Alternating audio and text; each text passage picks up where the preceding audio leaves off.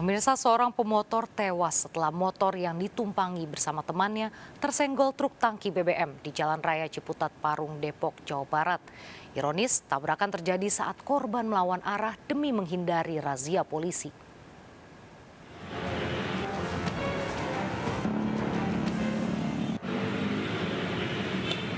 Seorang pemotor tewas di Jalan Raya Ciputat, Parung, Depok, Jawa Barat. Korban tewas setelah motor yang ditumpangi bersama temannya tersenggol truk tangki BBM. Sementara rekannya mengalami luka di bagian kepala. Peristiwa berawal saat korban dan temannya yang akan berangkat kerja menghindari razia polisi. Namun korban dan temannya yang melaju dari arah Parung menuju Ciputat lawan arah hingga tersenggol truk tangki. Mungkin arahnya mau kerja, Pak. Jadi dia putar arah, ada polisi di sana, dia putar arah mau balik kanan lagi, mau nyebrang. Oh, berarti korban itu dari arah Parung menuju arah Ciputat tapi melawan arah. Ya. Usai kejadian, truk tangki berhenti pada salah satu pertokoan. Dari Depok, Jawa Barat, Iyung Rizky melaporkan. Pemirsa, seorang siswi SMA ditemukan tewas mengenaskan di semak-semak di tebing tinggi Sumatera Utara setelah 3 minggu menghilang. Korban sebelumnya berpamitan pergi bersama temannya.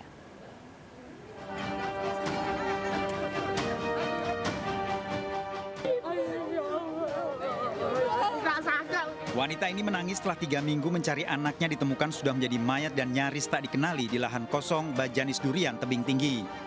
Keluarga mengenali dari sandal dan pakaian korban yang tercecer di lokasi temuan mayat. Korban siswi kelas 3 SMA sebelum hilang sempat pamit pada kerabatnya melalui pesan singkat di handphone. Awak nggak ngerti lah kalau masalah HP. Dari tanggal 3 minggu, semalam hari Minggu. 1 atau tanggal 1? Ngepas 3 minggu hari Minggu itu, Pak. Semalam hari Minggu itu. Dia nggak cerita kemana? Nggak ada. Nggak ada. Chattingan sama anak saya, dia mau jalan-jalan sama kawan, itu aja. Korban dibawa ke Rumah Sakit Bayangkara Kota Medan untuk diotopsi. Kita belum tahu, nanti kita bawa dulu ke rumah sakit untuk dilakukan otopsi ya. Nanti. Untuk keterangan keluarganya tadi ada kan ditemukan keluarganya? Memang ada katanya anaknya yang hilang, jadi kita belum bisa pastikan. Nanti kita bawa dulu ke rumah sakit untuk diotopsi. Polisi telah melakukan penyelidikan di lokasi temuan mayat, mengumpulkan barang bukti, serta memeriksa sejumlah saksi. Dari Kota Tebing Tinggi, Sumatera Utara, Abdullah Sani Hasibuan, iNews melaporkan. Pemirsa, hasil otopsi ulang, tim forensik hanya menemukan luka tembak di tubuh Brigadir Yosua Huta Barat serta tidak ada luka lain. Tim forensik menemukan 5 tembakan masuk dan 4 tembakan keluar.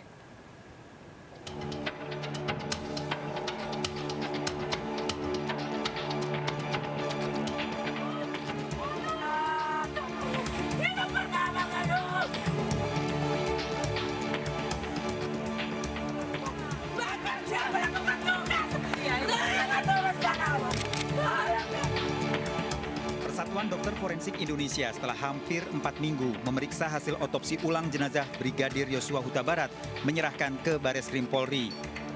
PDFI merupakan tim independen yang dilibatkan dalam otopsi kedua setelah sebelumnya hasil otopsi dari pihak tim dokter yang dilibatkan Irjen Verdi Sambo. Autopsi ulang menemukan 5 luka tembak di tubuh Brigadir Yosua Huta Barat. Pada saat kita lakukan otopsi maupun dengan pemeriksaan penunjang dengan pencahayaan dan hasil pemeriksaan mikroskopik, tidak ada luka-luka pada tubuhnya selain luka-luka akibat kekerasan senjata api. Ya, jadi luka-luka yang kita dapat semua tempat-tempat yang mendapatkan informasi dari keluarga selain yang diduga ada tanda-tanda kekerasan di sana, namun kami sudah bisa pastikan dengan keilmuan forensik yang sebaik-baiknya bahwa tidak ada tanda-tanda kekerasan selain kekerasan senjata api pada tubuh korban.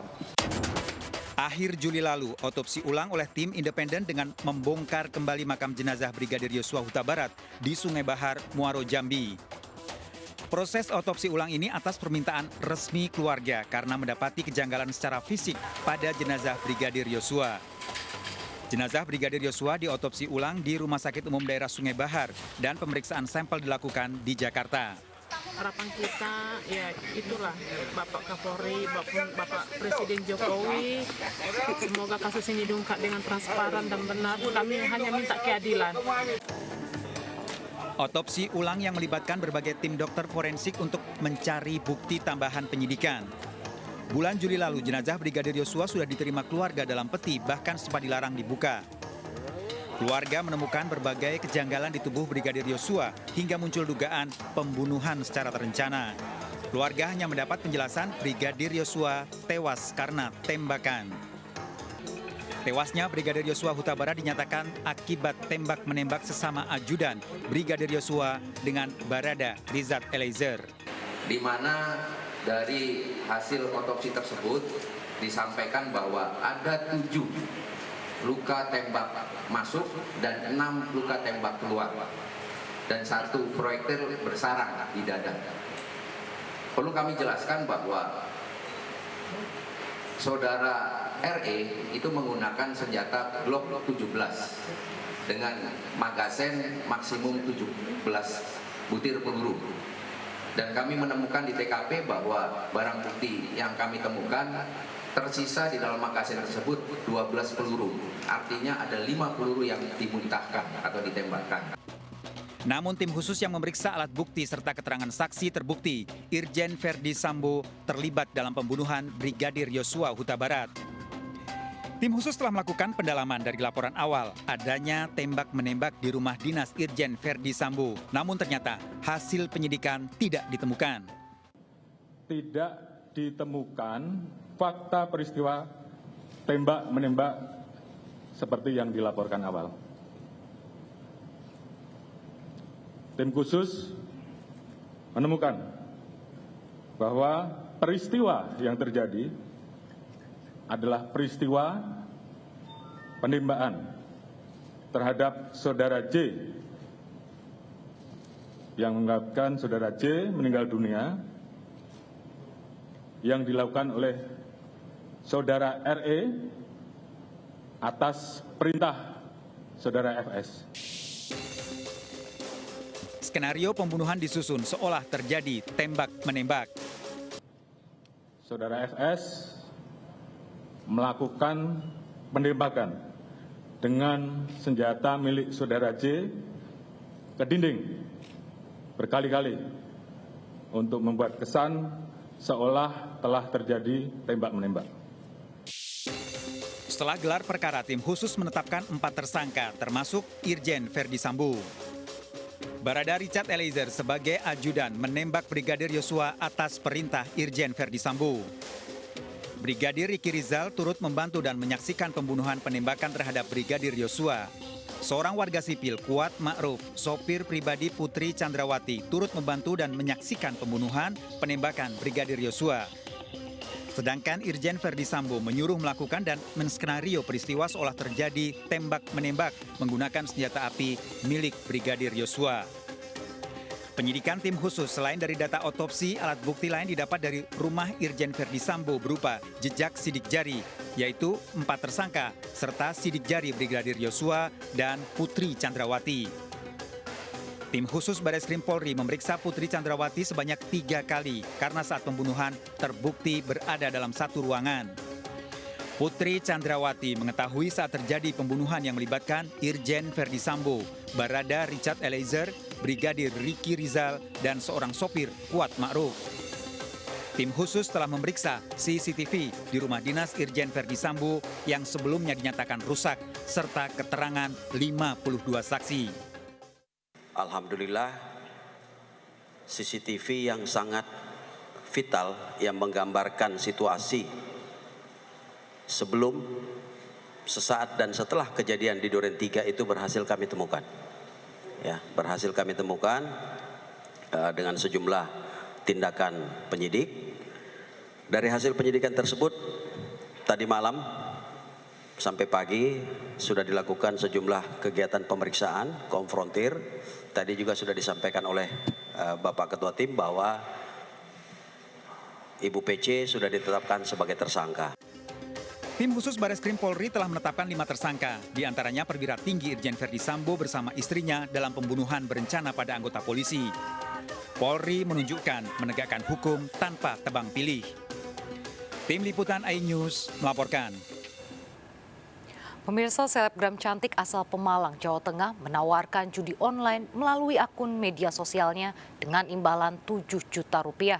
Komplotan jaringan judi dari berbagai negara melibatkan selebgram untuk menjaring pelanggan di berbagai daerah di Indonesia.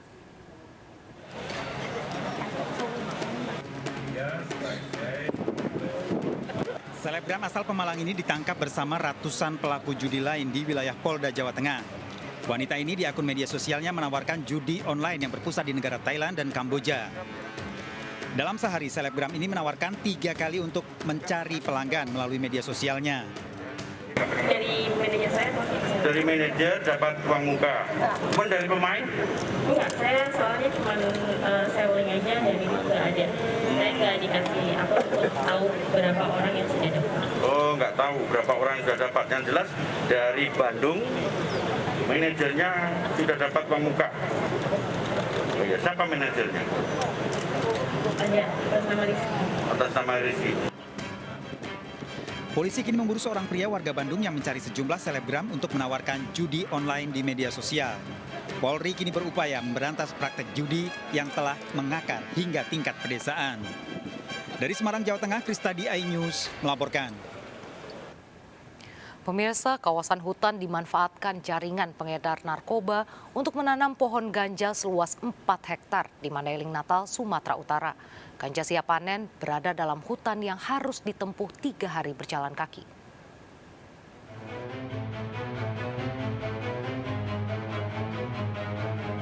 Lahan ganja ini berada di tengah hutan perbukitan Torsihite, Bangun Panyabungan Timur, Mandailing Natal. Luas perkebunan ganja ini lebih kurang 4 hektar.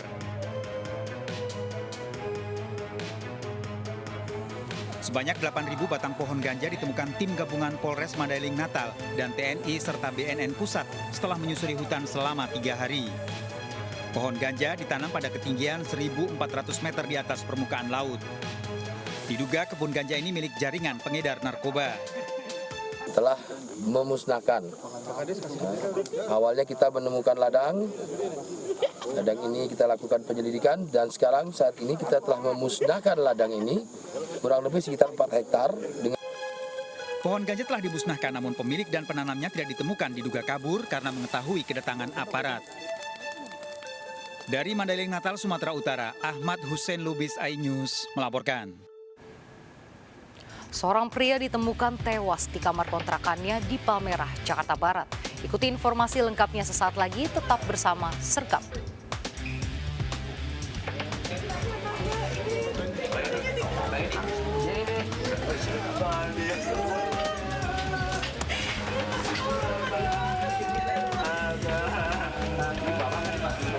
Nggak usah.